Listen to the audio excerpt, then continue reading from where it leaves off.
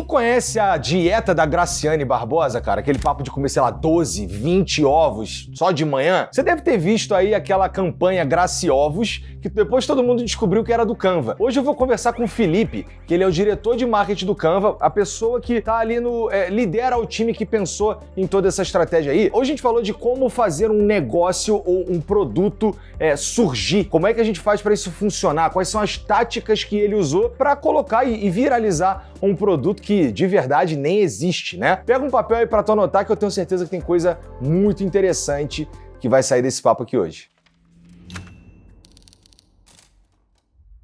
Bom, Felipe, então como diretor de marketing do Canva, primeiro que é uma posição maneira demais, que o Canva ele dá umas possibilidades criativas, ele é sobre criatividade no fim das contas, né? Super. Eu vejo por conta eu tava te contando antes, minhas filhas usam demais, tem uns caras aqui que usam demais também, né? E aí, inventar uma ação como Graci Ovos, ou, cadê, deixa eu ver, a Air Fryer da Xuxa, cara, isso daqui o objetivo é mostrar que dá para você criar várias coisas, dá para você criar um presente de Natal e mandar imprimir, sei lá, fazer um troço personalizado, mas a verdade é que essa posição, ela é uma posição de bastante possibilidade criativa, né? Nesse sentido, cara, qual que é o teu maior desafio, sabendo que você precisa demonstrar sempre que o Canva é para frente, ele é criativo, ele é um jeito novo, porque já tem vocês chegam no mercado que já tá meio... Os caras mais antigos já estavam usando Photoshop, por exemplo, ou para editar vídeo outras ferramentas. Eu, como sou velho, eu usava Vegas, né? Então agora eu não sei, os caras hoje... velho. Mas como é que é para tu lidar com essa faceta do teu trabalho? Claro. Cara, essa é uma das facetas mais interessantes e mais divertidas do trabalho. Quando a gente pensa numa posição de diretor de marketing, essa parte de você criar uma campanha, de você entender como vai comunicar com a sua audiência, para mim isso é super interessante. E o mais legal é que dentro do Canva a gente tem muita flexibilidade. Não são todas as marcas que caberia você fazer a ação que a gente fez com o Canva. Qual é a grande questão? Se você para pensar no Canva, o Canva é uma plataforma de comunicação visual. Então, as nossas campanhas, elas têm que comunicar isso.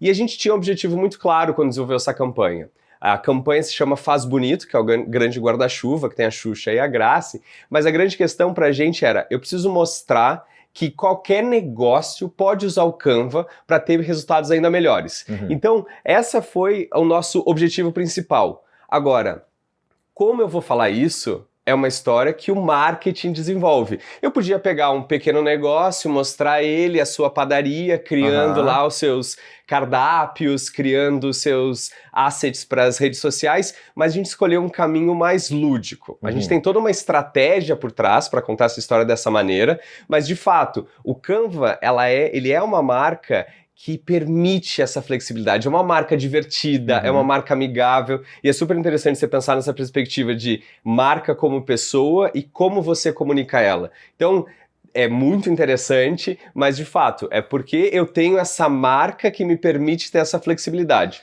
Interessante, Felipe, porque assim, se isso que você está falando, essa ação com o Graci Ovos, ele gerou uma repercussão muito grande. Sim. E quando é muito grande, ele tem dois lados. Então assim, teve uma galera que amou, achou incrível, eu tava esperando, cara, um dia que eu compro isso, e tinha uma galera que falou, nossa, que absurdo, que loucura. Uma merda, isso daqui é coisa de maluco, a Graciane tá só tentando ganhar dinheiro. O que eu quero dizer? Vocês, assim, a gente que tá na internet, a gente sabe que isso ia acontecer, né? Se eu estivesse planejando isso, eu sabia que isso ia acontecer. É interessante que vocês estão ok com uma repercussão, entre aspas, negativa, né? Lidar com isso dia a dia pra tu, cara? Cara, então, qual é a questão? Essa campanha, ela realmente foi a maior campanha que a gente já fez no Brasil. Pô, podia ter ovos aqui. Podia dentro, ter ovos, mas eu tive que comer, senão ele ia estragar, e aí eu trazer ovo podre, a gente não ia dar, melhor não. E os ovos, eles tinham a logomarca do Graci Ovos, tá? Eles foram impressos em 3D, era um negócio fantástico, mas eu tive que comer pra não deixar apodrecer. Mas, cara, a grande questão é o seguinte, o Canva, ele é uma marca muito conhecida, que tem um awareness, ou seja, muita gente conhece a marca. É uma marca muito amada. Uhum. Eu vou para eventos e as pessoas falam para mim, cara, o Canva salvou minha vida.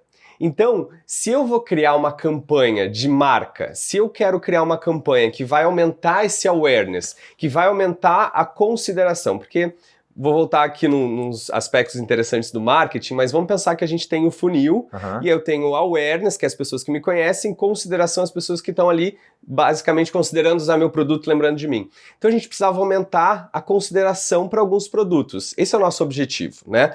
Só que eu tenho uma marca que ela já é amada, mega conhecida. Se eu for fazer um anúncio normal, o meu retorno talvez não seja tão bom porque eu já estou aqui em cima. Eu preciso fazer algo que realmente gere essa repercussão. E aí é uma questão, eu só consigo gerar essa repercussão, eu só consigo criar algo disruptivo se eu aceitar correr riscos. E aí tem uma questão muito importante que a gente pode detalhar mais depois, que é essa campanha, ela quebra vários paradigmas de marketing. Porque eu tenho uma estratégia social first, onde o meu vídeo da Xuxa vai falar da marca em 1 minuto e 20.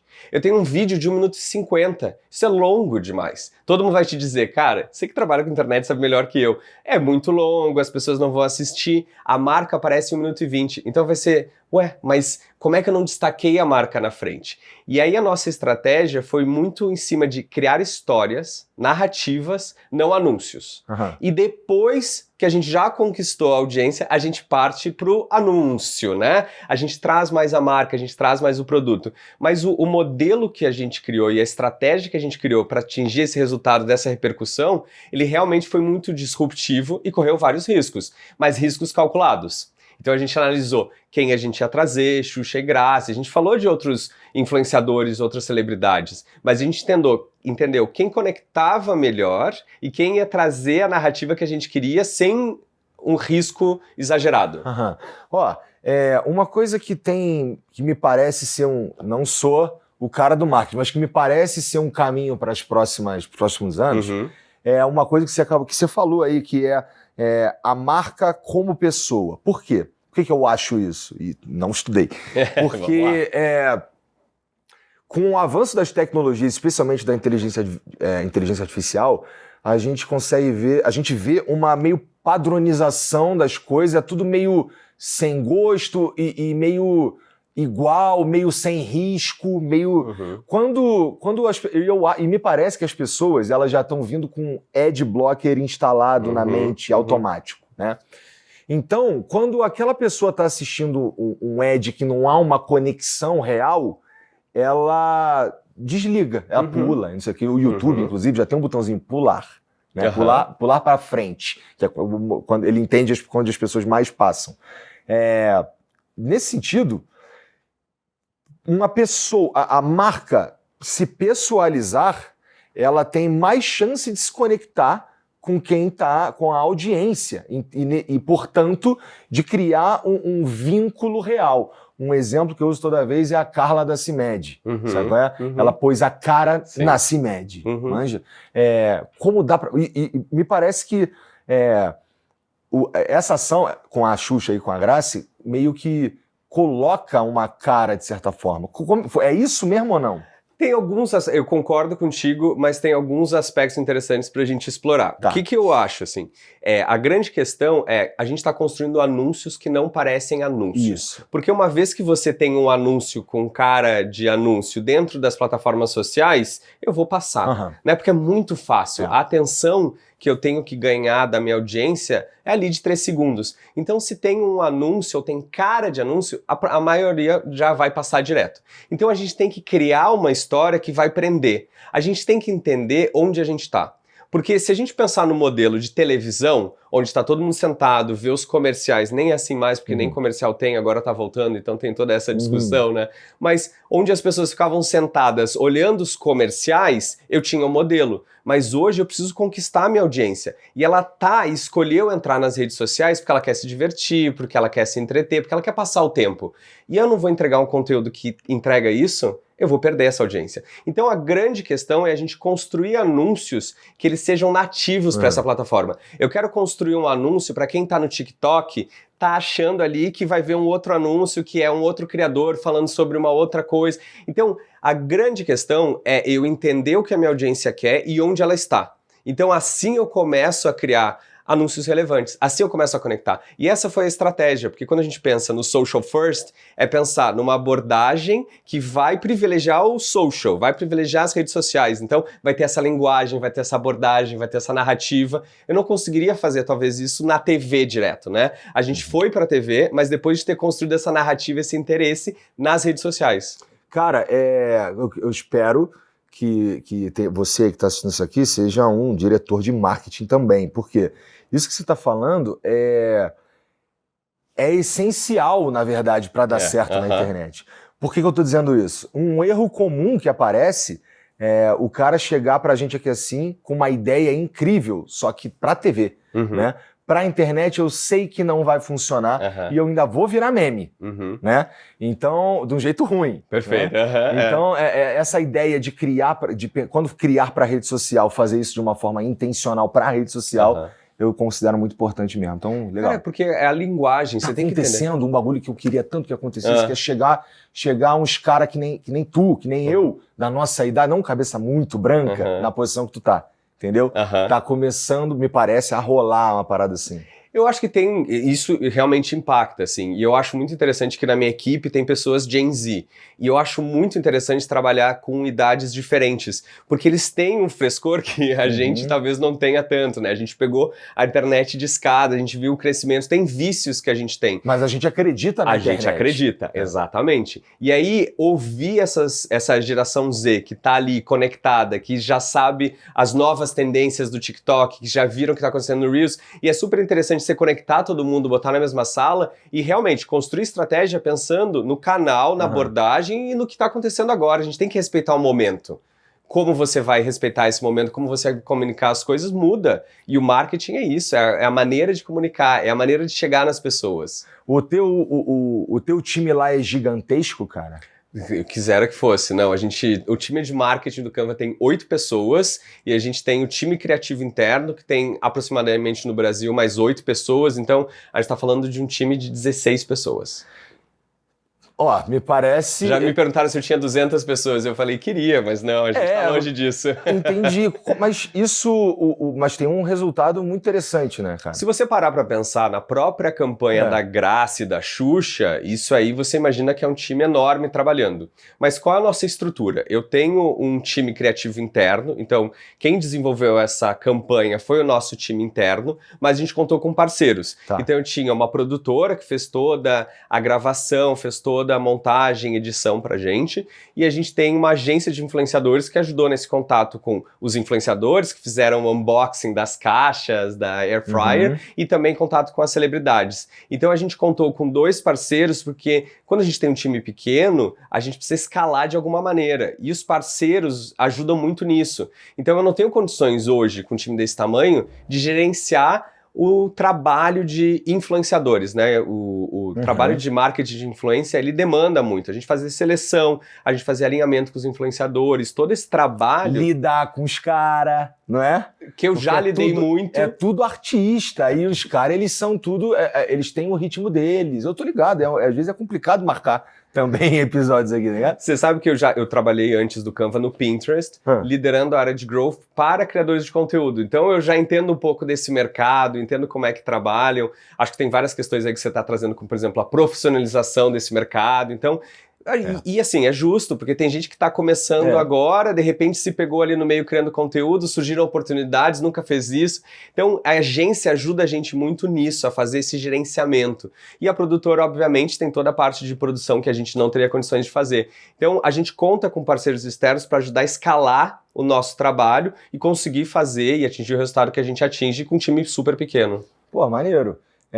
Mas me conta da tua vida, cara. Você falou que tava no Pinterest antes. Minhas filhas devem te amar, cara. Elas também usam Pinterest pra cacete. Eu nem entendo o Pinterest. Mas isso não foi... Tu não nasceu aí no Canva, né? Assim, qual que tu é formado em marketing, provavelmente? Sou formado em engenharia de produção. E aí eu fiz MBA em marketing. Cara, quando eu fui escolher a minha carreira, a faculdade que eu ia fazer, eu estava em dúvida entre engenharia, publicidade e economia. Publicidade eu acho que era meu interesse real, mas aí eu fui olhar o mercado, não pagava nem estagiário. Eu falei, cara, esse mercado é muito ruim, não vou para aí. Economia, eu falei, o que eles fazem? Eu não conhecia nenhum economista. Aí eu fiquei assim, cara, o único economista que eu conheço é o cara que fala no Jornal Nacional e essa vaga já está ocupada. E aí eu fui para engenharia, que é onde meu pai já trabalhava, então você vai para aquele lugar mais seguro, mais conhecido. E a minha intenção inicial era engenheiro mecânico, trabalhar com carro, vou trabalhar na Alemanha. E aí você entra na faculdade e você fica, putz, não é isso. Cara, eu vou ficar 5 anos sofrendo, estudando uma coisa desgraçada. Tem até eu sempre fui um bom aluno, estudei no colégio militar. Mas tu era bom de matemática? Era super disciplinado e tal. Aí chegou na engenharia, tinha uma comunidade no Orkut que era assim, emburreci na engenharia. Porque você toma tanto na cabeça, que você se sente burro em algum momento, porque é super difícil. E eu acho que alguns professores tinham até aquele prazer de tipo, eu vou provar que ele não sabe. E aí eu resolvi, cara, não é esse o caminho, só que eu também não queria desacelerar muito, eu queria me formar logo. Aí eu fui para engenharia de produção, que é uma outra perspectiva, mais ligada à administração, e aí eu segui esse caminho nessa área. Só que eu achei que eu precisava acelerar, eu me formei com 25 anos, então acabei atrasando, fui fazer intercâmbio e tal. Falei, vou acelerar e fui atrás de um programa de trainee. Porque o programa de trainee é para você conseguir ser treinados para ser gestor o mais rápido possível. E aí eu fui para a TIM. Eu entrei no programa de trainee da TIM e era um programa bem interessante, assim. Entravam 80 pessoas no Brasil todo e cada ano eles cortavam metade.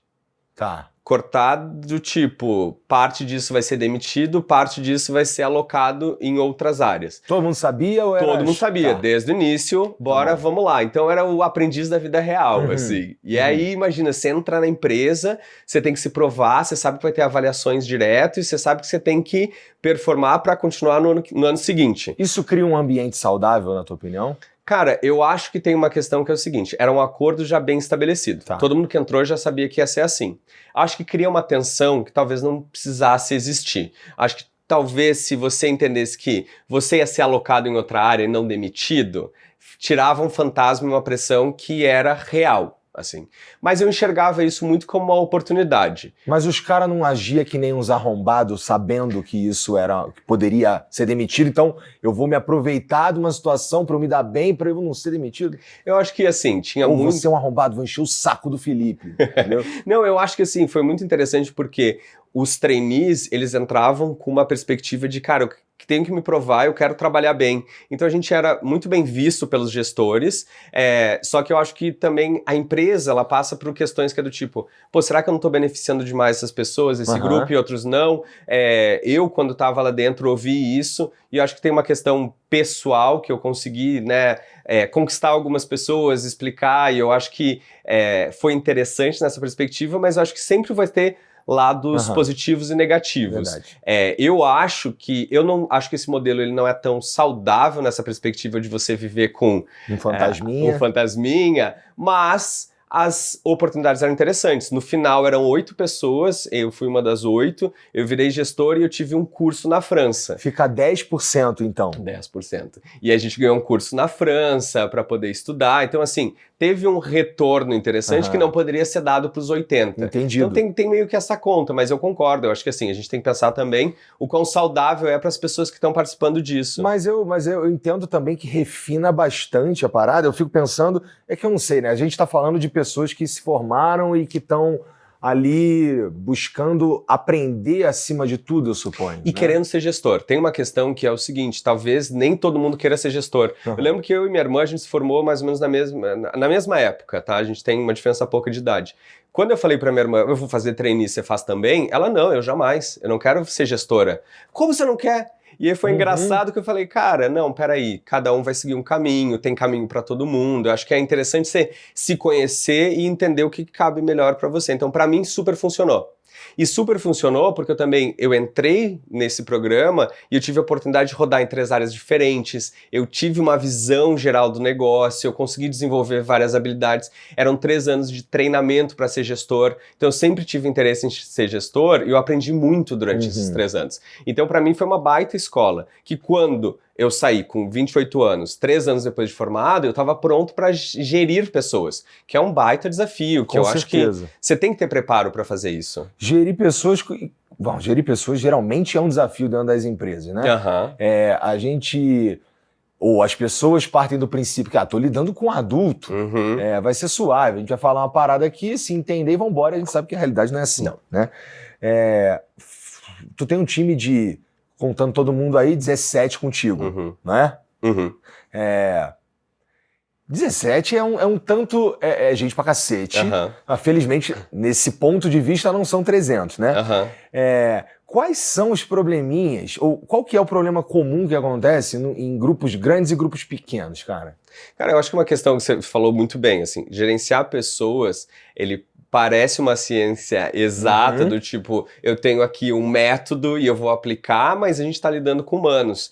E eu não sei o que o Igor passou na vida dele, eu não sei qual é o teu background, eu não sei qual é o teu interesse, as tuas motivações.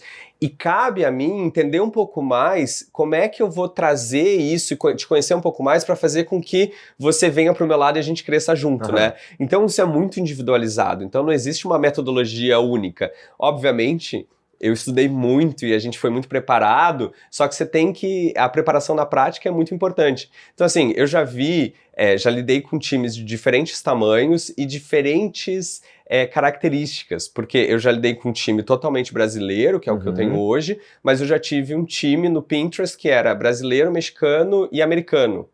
E aí tem várias questões de como cada um performa, de como você se comunica com cada um deles, mas para mim a grande questão de trabalhar com times, e o que sempre deu certo para mim foi dar muita autonomia, muita liberdade para esse time se desenvolver e fazer o que quer, escolher bem, né? Porque acho que essa é a grande questão, mas dar muita autonomia. Porque se eu contratei uma pessoa para cumprir aquela função, é porque eu acredito que ela vai cumprir aquela função.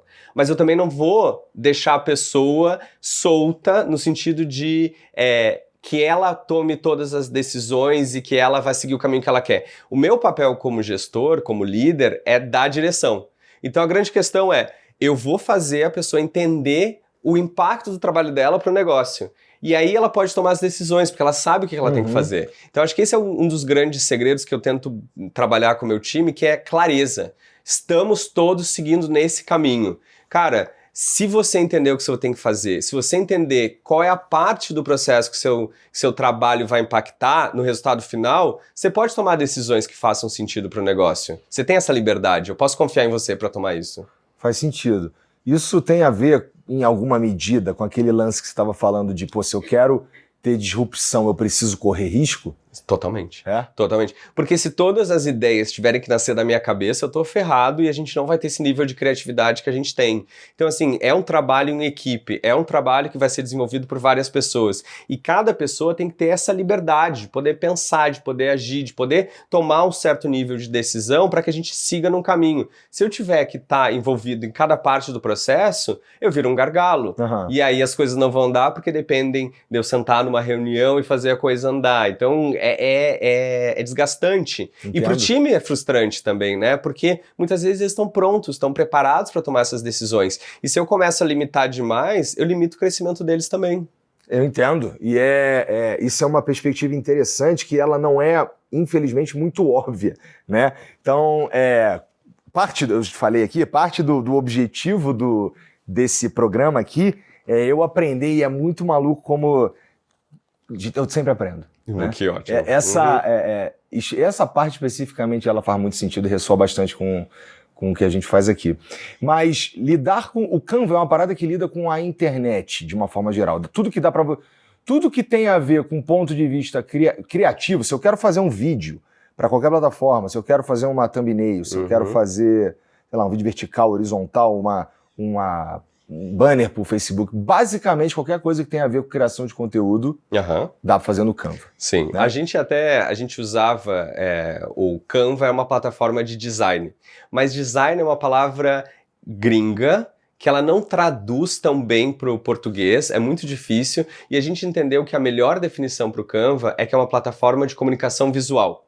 Porque isso é um guarda-chuva onde eu consigo abordar novos produtos que eu estou entregando. Então, por exemplo, você falou de todos esses, mas eu também tenho apresentações, eu tenho docs, e tudo isso com uma pegada do Canva, onde eu vou conseguir trazer algo que seja visualmente interessante, mas consiga usar o visual para comunicar a minha mensagem. Uhum.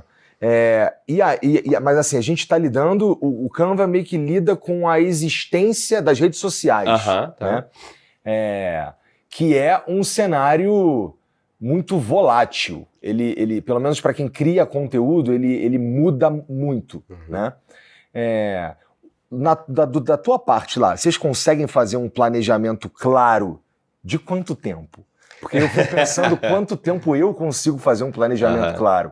Vocês, como é que é? Cara, é muito interessante isso, porque realmente o ecossistema, o cenário de marketing muda muito rápido. Se a gente pegar quando o Canva surgiu aqui 10 anos atrás e agora, é outro cenário e outra demanda, né? 5 anos atrás, 10 anos atrás, a demanda era muito por visuais estáticos para eu botar no meu feed do Instagram. Hoje é vídeo.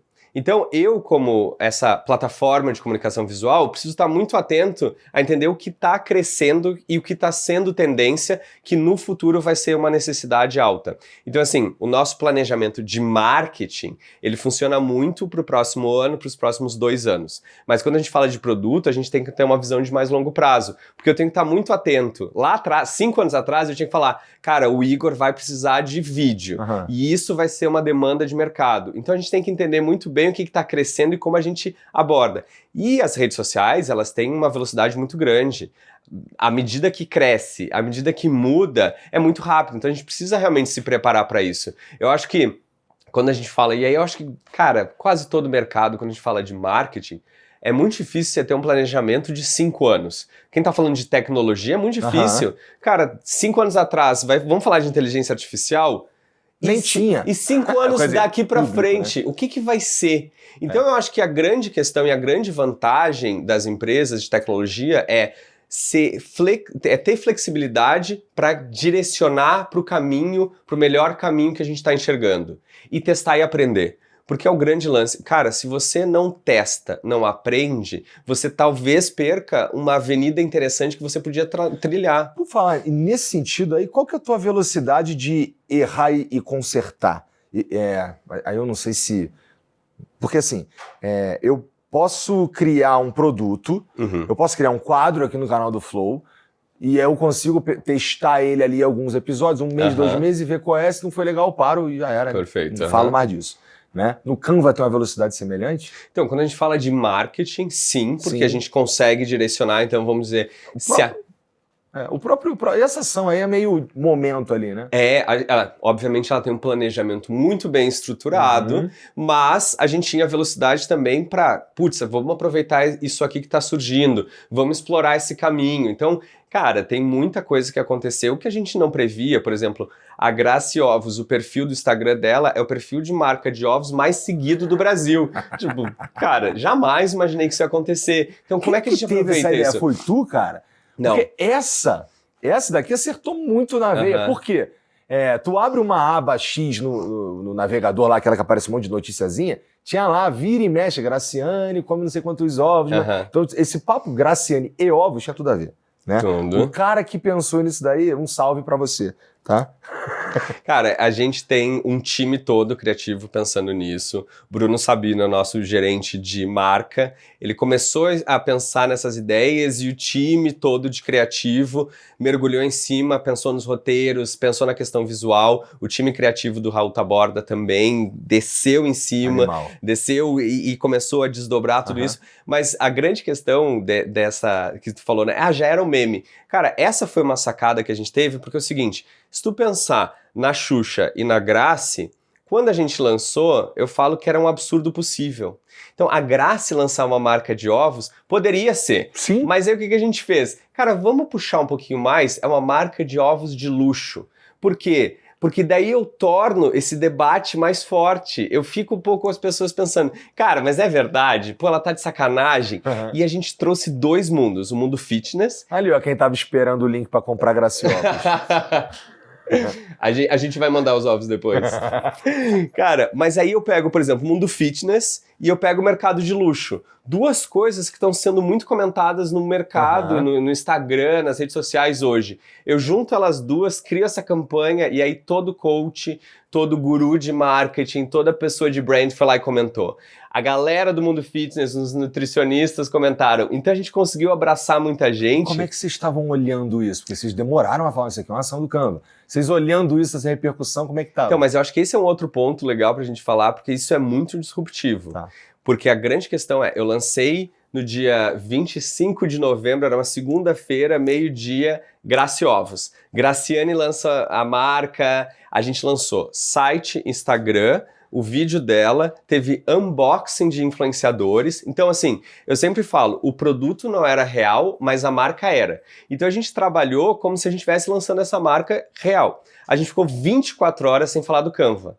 E assim, é uma dor de barriga, porque você tá vendo o negócio crescer, os portais de notícia, todos falando, a galera reagindo, criando react em cima do vídeo, e você lá, só vendo o sucesso, e a gente já tinha planejado isso. 24 horas depois, a gente ia entrar. E a internet tem um timing muito sensível, assim. Então, se tu erra e deixa demais, a conversa para de existir. Se tu antecipa, a conversa ainda não alcançou o potencial total. Exato. Então, a gente segurou a onda e já tinha planejado. 24 horas depois, a gente entra com Canva. E aí foi muito bom, porque assim, as primeiras 24 horas são as pessoas criando vídeos sobre a Graci Ovos, a discussão, conversa de bar. Depois cara, você viu que era o Canva. Então, a gente só conseguiu chegar nesse momento porque aquele primeiro momento foi criado em cima de uma narrativa. A gente criou a história, aquilo foi legal, engajou, era divertido. E aí depois chega a parte do Canva. E as pessoas têm uma reação positiva. Falam, cara, é genial, foi legal, foi bacana. Ninguém ficou com uma reação negativa, assim, de putz, me enganaram, sabe? Mas como é que... E agora? Como é que tu vai fazer para fazer o próximo grandão, né? Como é que tu vai alinhar a expectativa, inclusive? Porque esse foi grandão, sabe? Foi do tamanho que tu esperava ou foi maior? Foi maior. Foi maior, né? Foi maior porque, assim, eu acho que se a gente pensar nos resultados de alcance, a gente superou as nossas expectativas. A gente teve 67 milhões de views em 48 horas. Foi um negócio bizarro, absurdo, pelo volume de reacts que a gente teve. A gente teve um alcance orgânico absurdo. Que é aquele negócio, assim, eu lanço primeiro no social, por quê? Eu tenho um formato que eu posso explorar de diversas formas, eu tenho uma abordagem que eu posso ser mais flexível, minha linguagem é diferente, e tem uma questão também, cara, em qual canal eu vou ter as pessoas reagindo, comentando, compartilhando. A conexão que as pessoas criam é muito maior. Então, lançar no social com a abordagem do social faz todo sentido. E aí, claro, eu tenho um alcance muito amplificado por esse compartilhamento orgânico, por esses comentários. Então, isso foi super importante para a campanha. Mas o resultado, para mim, assim, que mais surpreendeu foi que a gente foi além de ser só o maior sucesso da internet. A gente entrou dentro da cultura brasileira. Então, o GovBR criou uma paródia sobre os ovos da Graciane. A gente tinha fantasia de carnaval da Graci Ovos. A gente teve boneca. Então, ele entrou dentro da cultura. As pessoas começaram a virou um próprio meme por si só. E isso foi muito gratificante, porque a gente entendeu que a gente estourou a bolha, a gente foi pro mainstream, a gente foi para site de fofoca, né? E quadros de fofocas de TV estavam comentando sobre isso. E foi super, super bacana, assim. Gerou um retorno muito maior do que a gente esperava. Maneiro. E agora eu fico pensando lá como é que é pra dormir pensando, putz, o próximo vai ter que estourar desse tamanho. Você pensa nisso? O próximo tem que estourar desse tamanho? Óbvio que a gente pensa nisso, porque foi um sucesso muito grande. E eu vou te falar, assim, é muito engraçado que a gente falando com o time, na semana que estourou, a gente tinha uma sensação super, assim, de... Será que eu tô captando tudo que tá acontecendo? Porque era tantos comentários, tantos reacts, tanta mídia envolvida, que deu uma sensação do tipo, eu acho que eu tô perdendo um pouco do que tá acontecendo aqui, sabe? Cara, alguém está coletando essas informações. E aí foi muito engraçado essa sensação, mas muito gratificante. E claro, dá uma pressão. E aí, o próximo sucesso, como é que vai ser? Mas a grande questão pra gente é que é muito mais importante do que ter o próximo sucesso, o próximo hit, é quanto isso está alinhado com o nosso objetivo e a nossa estratégia. Nosso objetivo e a nossa estratégia era comunicar que o Canva era a plataforma para você que tem qualquer negócio. Seja uma marca de ovos de luxo, seja Air Fryer da Xuxa. Seja você mesmo. Você mesmo. E aí, o negócio que você tiver, o Canva vai estar aí para te servir. Então a gente comunicou isso muito bem. A gente tem que pensar no ano que vem, na nova estratégia, no que a gente quer comunicar, como a gente quer desdobrar. Obviamente, a gente já está falando da próxima campanha, a gente já está tendo várias ideias, porque o time não se aguenta. É isso que vocês fazem no bar, ficar sentado lá viajando, né? Isso. Cara, mas assim, você sabe que teve algumas reuniões muito interessantes que a gente, para essa caixa, tá? A gente teve várias discussões. Ela vai ser azul, ela vai ser verde. Os ovos, eles vão estar em pé ou deitados. A caixa abre assim ou ela abre assim? E aí, pensa nessas discussões. Quem chegou na conclusão que deveria ser uma caixa de joias? Cara, eu vou te falar, eu acho que assim, a gente estava debatendo entre tantas pessoas que é difícil acreditar cada um. Entendo. Mas, por exemplo, a discussão de ela abrir assim é porque a gente falou, caixa de ovos abre assim, então essa caixa tem que abrir assim. Mas o deitado é o diferencial. E aí tu pensa, 10 pessoas numa reunião discutindo isso. Alguém uma hora falou assim, cara, esse trabalho me mata. E a gente começou a rir, porque assim, cara, é muito divertido. Obviamente tem todo o lado da pressão que você tem que criar, tem que fazer. É um investimento muito grande da marca, que você tem que dar retorno. Mas, cara, é divertidíssimo. Quando a gente viu a Air Fryer da Xuxa, a galera já começou, não, mas eu quero uma pra mim, vou ganhar também. Então foi super legal. De almôndega, B de batatinha. Gostei também. Ainda tem. E só para adultinhos. Só para adultinhos. Felipe, cara, muito obrigado por vir aí. Obrigado pelo teu tempo. Eu que agradeço. Obrigado pelo papo. Nossa, tem bastante coisa aqui que... Tem algumas que eu fico assim, legal, não, já tô no caminho certo. Legal. Tem outros que, putz, isso aqui acontece aqui também. Preciso dar uma olhada. Mas, Felipe, me fala aí, esse ano, cara, o que dá pra gente esperar? Assim, só o que dá pra tu me falar também. Cara, o que eu posso compartilhar é assim... o nosso desafio para o Canva eu já estou aqui em cima em termos de marca, eu já tenho uma marca muito amada, eu tenho um produto muito conhecido, mas o Canva entrega muito mais do que as pessoas conhecem. Então o meu produto ele tem vídeo, edição de fotos, apresentações, docs e uma série de outros produtos ali dentro do Canva. Então o meu desafio é fazer com que as pessoas conheçam mais, usem mais o produto. Então esse é um dos desafios que a gente tem, que é um desafio ao mesmo tempo de comunicar tanta coisa, que é um pouco vocês, né? Com tantos programas, cada um para o seu público, cada um para o seu segmento. Então esse é um desafio, né? Porque você está dentro de um guarda-chuva. O que é o flow? O flow são várias coisas, né? Mas quando a gente pensa também na oportunidade que isso cria, é muito interessante. Eu trago uma pessoa que talvez use o editor de vídeo e depois está usando apresentações. Então eu tenho muitas possibilidades de criar novos caminhos com esse usuário. Então o nosso desafio é um pouco esse, assim, fazer com que as pessoas conheçam mais do Canva, aprendam mais sobre a plataforma e usem cada vez mais. Bom, fico pensando que minha filha, por exemplo, uma pessoa que entra no Canva para fazer um vídeo vertical, ele pelo design da coisa, que inclusive tá de parabéns, fica fácil, tu abre e tu vê o que é, então é fácil. Cara, a pessoa já olha e vê, eu queria fazer um vídeo vertical, mas dá para fazer uma porrada de coisa, né? Que legal.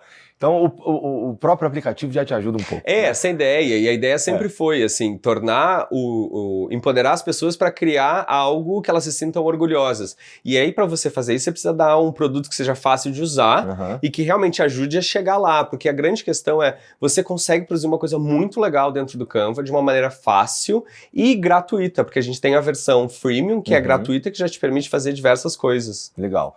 Obrigado então, Felipe. Eu Valeu que agradeço. Pela moral. Obrigado. Você que está assistindo, eu espero que você tenha anotado aqui várias coisas que, um monte de coisa importante, interessante e que tem o potencial de fazer a diferença na tua carreira e na tua empresa, talvez, não sei. Especialmente se você tiver que criar alguma coisa, né? Dá para fazer aqui uma caixa de joias e vender ovos na internet, quem sabe. Então, mais uma vez, obrigado, Felipe. Obrigado vocês pela moral. A gente se vê depois, tá bom? Tchau.